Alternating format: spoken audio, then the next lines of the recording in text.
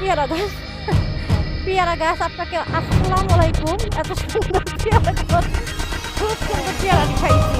পেয়ারা গাছ অভিযোগ পেয়ারা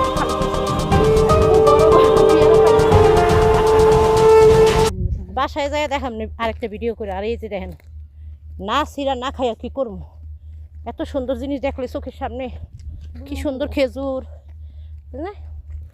মালটা। এটা কি বড়ই গাছ?